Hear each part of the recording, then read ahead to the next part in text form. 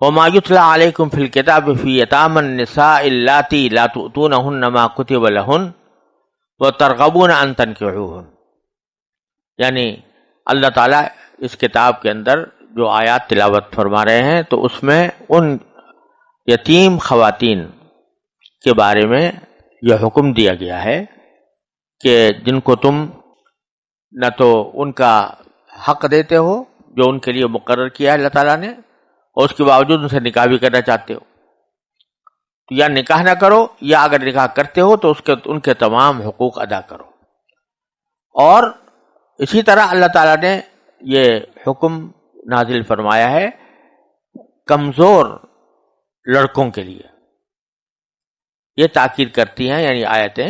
کہ کمزور بچوں کے بارے میں بھی یہ تاکید کرتی ہیں کہ تم ان تقوموا الیتامى بالقسط، کہ یتیموں کے ساتھ تم انصاف کا معاملہ کرو. اور پھر یہ بات ہر جگہ اللہ تعالیٰ یاد دلا دیتے ہیں کہ وما تفعلوا من خیر فإن اللہ کان بہ علیما، تم جو کوئی بھلائی کا کام کرو گے تو اللہ اس کو ان سے پوری طرح باخبر ہے. اعوذ باللہ من الشیطان الرجیم، بسم اللہ الرحمن الرحیم. وَإِنِ امْرَأَةٌ خَافَتْ مِنْ بَعْلِهَا نُشُوزًا أَوْ إِعْرَاضًا فَلَا جُنَاحَ عَلَيْهِمَا أَنْ يُصْلِحَا بَيْنَهُمَا صُلْحًا وَالصُّلْحُ خَيْرٌ وَأُحْضِرَتِ الْأَنْفُسُ الشُّحَّ وَإِنْ تُحْسِنُوا وَتَتَّقُوا فَإِنَّ اللَّهَ كَانَ بِمَا تَعْمَلُونَ خَبِيرًا. وَلَن تَسْتَطِيعُوا أَن تَعْدِلُوا بَيْنَ النِّسَاءِ وَلَوْ حَرَصْتُمْ فَلَا تَمِيلُوا كُلَّ الْمَيْلِ فَتَذَرُوهَا كَالْمُعَلَّقَةِ وَإِن تُصْلِحُوا وَتَتَّقُوا فَإِنَّ اللَّهَ كَانَ غَفُورًا رَّحِيمًا. وَإِن يَتَفَرَّقَا يُغْنِ اللَّهُ كُلًّا مِّن سَعَتِهِ وَكَانَ اللَّهُ وَاسِعًا حَكِيمًا. کہ اور اگر کسی عورت کو اپنے شوہر کی طرف سے زیادتی یا بیزاری کا اندیشہ ہو تو ان میاں بیوی کے لیے اس میں کوئی مضائقہ نہیں ہے کہ وہ آپس کے اتفاق سے کسی قسم کی صلح کر لیں، اور صلح کر لینا بہتر ہے. اور انسانوں کے دل میں لالچ کا مادہ تو رکھ ہی دیا گیا ہے، اور اگر احسان اور تقوی سے کام لو تو جو کچھ تم کرو گے اللہ اس سے پوری طرح باخبر ہے. اور عورتوں کے درمیان مکمل برابری رکھنا تو تمہارے بس میں نہیں، چاہے تم ایسا چاہتے بھی ہو. البتہ کسی ایک طرف پورے نہ جھک جاؤ کہ دوسری کو ایسا بنا کر چھوڑ دو جیسے کوئی بیچ میں لٹکی ہوئی چیز. اور اگر تم اصلاح اور تقوی سے کام لوگے تو یقین رکھو کہ اللہ بہت بخشنے والا بڑا مہربان ہے. اور اگر دونوں جدا ہو ہی جائیں تو اللہ اپنی وسعت سے دونوں کو بے نیاز کر دے گا. اللہ بڑی وسعتوں والا، بڑی حکمت والا ہے. ان آیات میں ازدواجی زندگی کی بعض خاص صورتوں کا ذکر کیا گیا ہے. ایک صورت یہ ہے کہ بسا اوقات کسی شوہر کا اپنی بیوی سے دل نہیں ملتا اور وہ اس سے بے رخی اختیار کر کے اسے طلاق دینا چاہتا ہے. اس صورت میں اگر بیوی طلاق پر راضی نہ ہو تو وہ اپنے بعض حقوق سے دستبردار ہو کر شوہر سے صلح کر سکتی ہے. یعنی یہ کہہ سکتی ہے کہ میں اپنے فلاں حق کا مطالبہ نہیں کروں گی مگر مجھے اپنے نکاح میں رہنے دو، طلاق نہ دو. ایسے صورت میں شوہر کو یہ ہدایت دی گئی ہے کہ وہ صلح پر آمادہ ہو جائے اور طلاق پر اصرار نہ کرے، کیونکہ مصالحت کا رویہ ہی بہتر ہے. اور اگلے جملے میں احسان کی نصیحت فرما کر شوہر کو اس بات کی ترغیب دی گئی ہے کہ وہ دل نہ ملنے کے باوجود بیوی سے نباہ کرنے کی کوشش کرے اور اللہ سے ڈرتے ہوئے اس کے حقوق ادا کرتا رہے، تو اس کے لیے دنیا اور آخرت دونوں کی بہتری کا ذریعہ ہوگا. یہ حالات ایسے اس انسان کی ازدواجی زندگی میں پیش آ جاتے ہیں جہاں شوہر اس نتیجے پر پہنچتا ہے کہ میں اپنی بیوی کے ساتھ زندگی نبھا نہیں سکتا اور اس وجہ سے وہ طلاق پر آمادہ ہو رہا ہوتا ہے. اور بیوی یا تو اس وجہ سے کہ وہ اپنا گھر بگاڑنا نہیں چاہتی، اپنے بچوں کی تربیت کرنا چاہتی ہے، بچوں کو پالنا چاہتی ہے، یا اس وجہ سے کہ اس کا کوئی اور سہارا ہی نہیں ہے کہ طلاق ہونے کے بعد وہ کہیں اور جا سکے. تو ایسے موقع پر قرآن کریم فرماتا ہے کہ اگر وہ کچھ مصالحت کر لے، صلح کر لے، اپنے بعض حقوق سے دستبردار ہو جائے، مثلا مہر سے دستبردار ہو جاتی، مہر نہیں لوں گی مگر مجھے اپنے نکاح میں رہنے دو، یا اگر ایک سے زیادہ بیویاں ہیں اور کوئی بیوی اپنے باری کا حق چھوڑ دیتی ہے کہ میں اپنے باری کا حق چھوڑ دیتی ہوں تو مجھے نکاح میں رہنے دو، تو یہ بھی جائز ہے. لیکن دونوں میں فرق یہ ہے کہ اگر مہر کا حق چھوڑا ہے تو اب پھر بعد میں مہر کا مطالبہ نہیں کر سکتی، اپنے اس حق سے دستبرداری جو اختیار کی ہے اس سے رجوع نہیں کر سکتی. لیکن اگر باری کا حق چھوڑا ہے کہ اس نے کہا ہے کہ میری باری میں آپ میرے پاس نہ آیا کریں، جس کے پاس آپ جانا چاہیں چلے جایا کریں، تو اس سے وہ دستبردار ہو سکتی ہے. جو ایک بار دستبردار ہو گئی اس دستبرداری سے رجوع کر سکتی ہے، کسی وقت بھی کہہ سکتی ہے نہیں میں اپنا حق واپس لیتی ہوں. تو اللہ تعالیٰ اس میں فرماتے ہیں امرأۃ خافت من بعلہا نشوزا، اگر کوئی عورت اندیشہ رکھتی ہے اپنے شوہر سے نشوز کا، نشوز کے لفظی معنی کسی کے خلاف ابھرنا اور کسی کے خلاف کوئی کارروائی کرنے کے لیے تیار ہونا، اسی لیے اس کو نافرمانی کے معنی میں بھی کہا جاتا ہے. ہم نے یہاں پر اس کا ترجمہ بیزاری سے کیا کہ وہ اس بات کا اندیشہ رکھتی ہے کہ میرا شوہر مجھ سے بیزار ہوگا اور نفرت کرے گا، اور نفرت کرنے کی وجہ سے مجھے چھوڑنے پر آمادہ ہوگا. او اعراضاً، یا نفرت تو نہیں ہے لیکن دل نہیں مل رہا جس کی وجہ سے وہ اس سے کنارہ کشی اختیار کرتا ہے، اس کی طرف کما حقو توجہ نہیں دیتا، اور اس کے نتیجے میں وہ طلاق پر آمادہ ہے. تو قرآن کریم فرماتا ہے فَلَا جُنَاحَ عَلَيْهِمَا أَن يُصْلِحَا بَيْنَهُمَا صُلْحًا، تو دونوں پر اس میں کوئی گناہ نہیں ہے کہ دونوں مل کر آپس میں کوئی صلح کر لیں. اور لفظ استعمال کیا لا جناح علیہما، یہ بتانے کے لیے کہ ایسا کرنا کوئی واجب تو نہیں ہے، لیکن یہ بہتر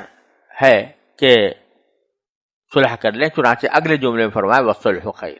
اور صلح کر لینا زیادہ بہتر ہے. یہاں یہ بات فرمائی کہ فلا جناح علیہما ان یصلحا بینہما صلحا، یہ دونوں جگہ پر تثنیہ کا صیغہ استعمال کیا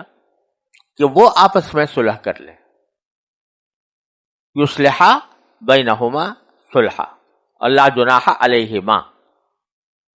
یعنی بات دونوں کے درمیان چل رہی ہے. اس میں میرے والد ماجد حضرت مفتی محمد شفیع صاحب رحمۃ اللہ علیہ نے معارف القرآن میں یہ فرمایا کہ اس میں اشارہ موجود ہے کہ میاں بیوی کے معاملات میں بہتر یہ ہے کہ آپس ہی میں وہ طے کریں، کوئی تیسرا دخل نہ دے، یہ دونوں خود ہی آپس میں معاملات طے کر لیں، کیونکہ تیسرے کے دخل دینے سے بعض اوقات تو مصالحت ہی ناممکن ہو جاتی ہے، اور ہو بھی جائے تو دونوں کے کچھ نہ کچھ عیوب کسی اور کے اوپر ظاہر ہوتے ہیں. لہذا آدمی کو حتی الامکان یہ چاہیے کہ میاں بیوی کے جو معاملات ہیں وہ ان کے آپس میں مفاہمت سے طے ہوں اور کسی تیسرے کے مداخلت کے بغیر طے ہوں. یہ اور بات ہے کہ جب معاملہ بالکل ہی خراب ہو جائے تو خود قرآن کریم نے کہا ہے کہ فَبَعَثُوا حَكَمًا مِّنْ أَهْلِهِ وَحَكَمًا مِّنْ أَهْلِهَا، جس کا پہلے ذکر ہو چکا. لیکن جب تک وہ نوبت نہ پہنچے تو حتی الامکان کوشش یہی کرنی چاہیے کہ معاملات دونوں کے آپس میں طے ہوں. پھر آگے جملہ جو فرمایا وَالصُّلْحُ خَيْرٌ، یہ ایک مستقل جملہ فرما دیا. یعنی یوں بھی کہہ سکتے تھے یہاں پر کہ فلا جناح علیہما ان یصلحا بینہما صلحا کہنے کے بجائے فخیر لہما ان یصلحا بینہما صلحا. لیکن پہلے تو تعبیر یہ اختیار فرمائی کہ ان کے اوپر کوئی گناہ نہیں ہے اس معاملے میں. اس کا مطلب یہ کہ بتا دیا کہ واجب نہیں ہے. اور پھر مستقل جملہ فرمایا والصلح خیر، صلح کر لینا بہتر ہے۔ تو اس سے ایک طرف تو یہ بتا دیا گیا کہ اگرچہ جائز تو دونوں کام ہیں لیکن اس میں بہتر صلح ہے، لیکن مستقل جملہ قرار دے کر اس کو ایک عام حکم بنا دیا کہ معاملہ صرف میاں بیوی کا نہیں ہے،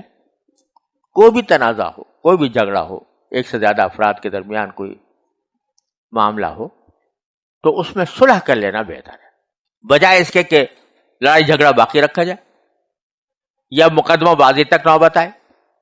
اور عدالت تک کئی دروازے کھٹکھٹانے پڑے۔ اس سے بہتر یہ ہے کہ آپس میں مصالحت کر کے اس معاملے کو طے کر لیا جائے۔ اس لیے اس جملے کو الگ ذکر کیا والصلح خیر، اور اسی کی بنیاد پر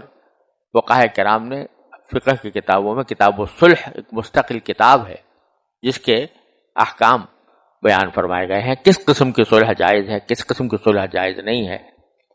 اور کون سی صلح شریعت کے مطابق ہے، کون سی صلح شریعت کے مطابق نہیں ہے۔ اس کے بڑے تفصیلی احکام فقہ کے اندر موجود ہیں۔ اس کی اصل یہ آیت کریمہ ہے والصلح خیر، اور مصالحت کے بہتر ہونے کی خود نبی کریم صلی اللہ علیہ وسلم نے اپنی احادیث میں بڑی فضیلت بیان فرمائی ہے۔ ایک حدیث میں رسول کریم صلی اللہ علیہ وسلم نے یہ ارشاد فرمایا کہ الصلح جائز من المسلمین الا شرط الا صلحا احل حراما او حرم حلالا، کہ ہر صلح مسلمانوں کے درمیان جائز ہے سوائے اس صلح کے جو کسی حرام کو حلال کرے یا حلال کو حرام کرے۔ یعنی صلح کے ذریعے شریعت کے اندر تو کوئی تبدیلی نہیں کی جا سکتی کہ یہ حلال حرام ہو گیا، حرام حلال ہو گیا، بلکہ اس کے بعد مباحات کے دائرے میں وہ جس چیز پر صلح کرنا چاہیں وہ کر سکتے ہیں۔ دوسری ایک حدیث میں صلح پر کی ترغیب دیتے ہوئے یہاں تک رسول کریم صلی اللہ علیہ وسلم نے فرمایا کہ میں اس شخص کے لیے جنت کے بیچوں بیچ گھر دلوانے کا ذمہ دار ہوں جو حق پر ہوتے ہوئے جھگڑا چھوڑ دے، باوجود ہے کہ حق پر ہے، اور اگر وہ قاضی کی عدالت میں جائے گا اور عدالتی کارروائی کرے گا تو اس کو اس کا حق مل جائے گا، لیکن وہ سوچتا ہے کہ بھئی جھگڑا کیوں کروں، مسلمان بھائی میرے سامنے بھی جھگڑے میں میرا وقت بھی ضائع ہوگا اور اس کے بجائے میں اللہ تعالیٰ سے مانگوں گا۔ تو ایسے شخص کے لیے سرکار دو عالم صلی اللہ علیہ وسلم فرماتے ہیں کہ میں ایسے شخص کو جنت کے بیچوں بیچ گھر دلوانے کا ذمہ دار ہوں۔ تو یہ اللہ تبارک و تعالیٰ نے صلح کی فضیلت بیان فرمائی ہے۔ پھر آگے فرمایا وَأُحْضِرَتِ الْأَنفُسُ الشُّحَّ، یعنی انسانوں کے دل میں کچھ نہ کچھ لالچ کا مادہ تو رکھ ہی دیا گیا، یعنی اس سے اشارہ اس طرف ہے کہ جب فریقین صلح کر رہے ہوں تو یہ نہ دیکھیں بس میرا فائدہ ہو سارا اور دوسرا خاموش رہے اور میری بات مان لے، بلکہ ایسی صورت ہے کہ لالچ کا مادہ تو دونوں ہی میں رکھا ہوا ہے، لہذا کچھ لو اور کچھ دو کی بنیاد پر ہی صلح ہو سکتی ہے۔ تو اگر تمہارے دل میں لالچ ہے تو دوسرے کے دل میں بھی کچھ لالچ ہے،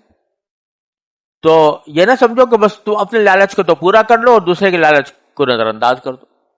یہ صلح کا ایک بہت بڑا اہم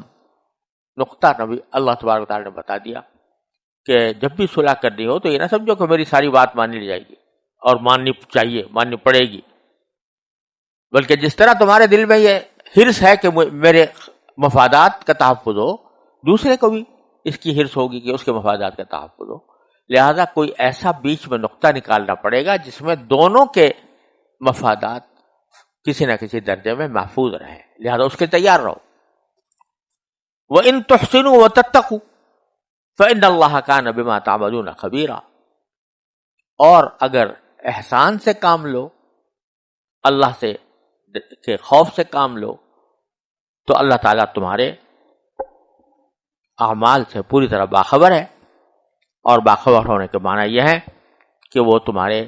جس عمل کو بھی اپنے رضا کے مطابق سمجھے گا اس کے اوپر تمہیں اجر و ثواب عطا فرمائے گا۔ یہاں اس جملے نے خود شوہر کو ایک طرح سے تنبیہ کی ہے کہ ایک عورت ہے جو بیچاری اس خوف سے کہ مجھے طلاق نہ ہو جائے، وہ تم سے اپنے بعض حقوق کے چھوڑنے کا مطالبہ کر رہی ہے، بعض حقوق چھوڑنے کی پیشکش کر رہی ہے، اور تم سے کہہ رہی ہے کہ تم مجھے نکاح سے نہ نکالو۔ تو تم اگر احسان سے کام لو، اور یہ کہ اس کے حقوق جو وہ چھوڑنے کو آمادہ ہے اس کے حقوق ادا کرو، اور اللہ تعالیٰ سے ڈرو کہ کہیں ایسا نہ ہو کہ مجھ سے حق تلفی ہو گئی ہو، تو اللہ تبارک و تعالیٰ تمہارے عمل سے باخبر ہوگا اور تمہیں اجر و ثواب عطا کرے گا۔ یہ تو شوہر بیوی کا معاملہ ہے، لیکن جیسے میں نے عرض کیا اللہ تعالیٰ نے عمومی الفاظ استعمال فرمائے، الصلح خیر، اور اس کے بعد لہذا ہر لڑائی جھگڑے میں کوئی آدمی یہ سوچے کہ چلو میں احسان سے کام لے لوں، دنیا ہے، چند دنوں کی دنیا ہے، اس کے بعد تو مرنا ہی ہے، قبر میں جانا ہے، اللہ تعالیٰ کے پاس جانا ہے، تو وہ اگر کچھ اپنا حق بھی چھوڑ دے تو جیسے حدیث میں نے سنائی اس کے مطابق اس کو اجر و ثواب ملے گا۔ آگے ایک اور مسئلے سے اللہ تبارک و تعالیٰ نے ہمیں باخبر کیا ہے، وہ یہ کہ اگر ایک سے زیادہ بیویاں کسی کے پاس ہوں تو اس میں عدل کی بڑی سخت شرائط ہیں، اور سورہ نساء کے شروع میں اللہ تبارک و تعالیٰ نے فرمایا کہ اگر تمہیں اندیشہ ہو کہ عدل نہیں کر سکو گے تو صرف ایک ہی پر اکتفا کرو۔ اس میں بعض اوقات دل میں خیال ہوتا تھا کہ چلو ہم ظاہری اعتبار سے تو انصاف کر لیتے ہیں کہ ایک دن ایک کے پاس، ایک دن ایک کے پاس رہیں، پیسے جتنے ان کو دیں اتنے ان کو بھی دیں، جتنا نفقہ اس کو دیں اتنا اس کو بھی دیں، لیکن بعض اوقات دل کی محبت جو ہے اس کے اوپر تو انسان کو اختیار نہیں ہوتا، تو کسی کی طرف میلان زیادہ ہوتا ہے، کسی کی طرف کم ہوتا ہے۔ تو اللہ تبارک و تعالیٰ نے یہاں پر یہ واضح فرما دیا کہ ایسی صورت میں دل کی محبت اگر ایک طرف ہو تو اس میں کوئی حرج نہیں ہے، اس لیے یہ عین ممکن ہے کہ کسی ایک بیوی کی طرف قلب کا جھکاؤ زیادہ ہو، تبھی محبت زیادہ ہو، اگرچہ معاملے میں سلوک میں دونوں سے برابری کی جا رہی ہے، لیکن محبت میں کسی کی طرف جھکاؤ زیادہ ہو تو کہیں ایسا تو نہیں کہ اس پر بھی ہمیں گناہ ہو، مواخذہ ہو۔ تو آیت کریمہ نے اس صورتحال کو بالکل صاف کر دیا کہ وَلَن تَسْتَطِيعُوا أَن تَعْدِلُوا بَيْنَ النِّسَاءِ، اور عورتوں کے درمیان مکمل برابری رکھنا تو تمہارے بس میں نہیں، وَلَوْ حَرَصْتُمْ، چاہے تم ایسا چاہتے بھی ہو، فَلَا تَمِيلُوا كُلَّ الْمَيْلِ، البتہ کسی ایک طرف پورے نہ جھک جاؤ، فَتَذَرُوهَا كَالْمُعَلَّقَةِ، کہ دوسری کو ایسا بنا کر چھوڑ دو جیسے کوئی بیچ میں لٹکی ہوئی چیز۔ بیچ میں لٹکی ہوئی چیز کا معنی یہ کہ نہ تو وہ نکاح سے نکلتی ہے اور نہ نکاح جیسے حقوق اس کو مل رہے ہیں، ایسا میلان نہ کرو کہ جس کے نتیجے میں دوسرے کے حقوق پامال ہو۔ دل کی محبت کا معاملہ جو ہے وہ انسان کے اختیار سے باہر ہے، لہذا اس پر اللہ تعالیٰ کی طرف سے مواخذہ بھی نہیں۔ چنانچہ خود رسول کریم صلی اللہ علیہ وسلم سے منقول ہے کہ آپ فرماتے تھے کہ جب ازواج کے درمیان مساوات اور برابری کرنے کے بعد فرماتے کہ اللہ تعالیٰ سے خطاب کر کے کہ ھذا قسمی فیما املک فلا تلمنی فیما لا املک، اے اللہ جو میرے بس میں تھا جتنا اس میں تو میں نے عدل کر کے انصاف کر کے کام لے لیا، لیکن جس کا میں اختیار میں نہیں ہے جو باتیں دل کا میلان، تو اس پر مجھے میرا مواخذہ نہ فرمائیے گا، مجھے ملامت نہ فرمائیے گا۔ تو اللہ تعالیٰ نے یہی بات یہاں پر فرمائی، لیکن ساتھ ہی یہ فرمایا وَإِن تُصْلِحُوا وَتَتَّقُوا فَإِنَّ اللَّهَ كَانَ غَفُورًا رَحِيمًا، اگر تم اصلاح سے کام لو گے اور تقوی اختیار کرو گے تو اللہ تعالیٰ بہت بخشنے والا، بہت رحم دل ہے، بہت رحم والا ہے۔ تو یہ جو فرمایا کہ اصلاح سے کام لوگے، یعنی جبکہ تمہارے دل میں یہ جذبہ پوری طرح موجود ہو کہ کہیں کسی کے ساتھ بے انصافی نہ ہونے پائے۔ اصلاح کا ایک حصہ تو یہ ہے کہ اس کے حقیقی حقوق کو پوری طرح ادا کرنے کا اہتمام کیا جائے، اور دوسرا یہ کہ اللہ تبارک و تعالی نے جو احکام دیے ہیں ان کے تحت یہ سمجھتا رہے کہ کسی بھی بیوی کے ساتھ میرا معاملہ حسن معاشرت کا رہے، ہر بیوی کے ساتھ، اور میں اس کے اگر دل میں کوئی میرے کسی ایک طرف رجحان ہے بھی تو دوسری پر اس کو حتی الامکان ظاہر نہ کروں کہ بھئی کسی بتا دیں کہ مجھے فلاں سے زیادہ محبت ہے۔ تو اگر تم یہ کرو گے تو اللہ تعالیٰ بڑا بخشنے والا، بڑا رحم کرنے والا ہے۔ پھر آخر میں یہ بات بھی فرما دی کہ اگرچہ نکاح کے اندر پسندیدہ یہ ہے کہ جب ایک مرتبہ نکاح کا رشتہ قائم ہو جائے تو حتی الامکان اسے ٹوٹنے نہ دیا جائے، نباہا جائے۔ طلاق کو ابغض المباح کہا گیا ہے، مباحات میں سب سے بری چیز ہے طلاق، حتی الامکان اس سے بچنا چاہیے۔ لیکن اگر نوبت آ ہی جائے جدائی کی، دونوں کے درمیان دل کسی طرح ملتے نہیں ہیں اور دونوں کی زندگی خراب ہو رہی ہے، تو ایسی صورت میں وہ فیصلہ کر لیتے ہیں کہ ہم علیحدگی اختیار کرتے ہیں، تو یہ بھی کوئی ایسی بات نہیں ہے جس کو شجر ممنوع سمجھا جائے۔ اور اگر نیک نیتی کے ساتھ دونوں جدائی اختیار کریں گے تو اللہ تعالیٰ کی طرف سے مدد بھی ہوگی۔ تو یہ فرما وَإِن يَتَفَرَّقَا يُغْنِ اللَّهُ كُلًّا مِّن سَعَتِهِ، کہ اللہ تبارک اگر انہوں نے جدائی اختیار کر ہی لی، اگر دونوں جدا ہو ہی جائیں تو اللہ اپنے قدرت اور رحمت کی وسعت سے دونوں کو ایک دوسرے کی حاجت سے بے نیاز کر دے گا۔ نہ شوہر کو بیوی کی حاجت رہے، اس بیوی کی حاجت رہے گی، نہ اس بیوی کو اس شوہر کی حاجت رہے گی۔ اللہ تعالیٰ اگر نیک نیتی کے ساتھ، بھلمنسی کے ساتھ ختم کیا جائے رشتے کو، اس سے غصائی میں نہیں، اشتعال میں نہیں،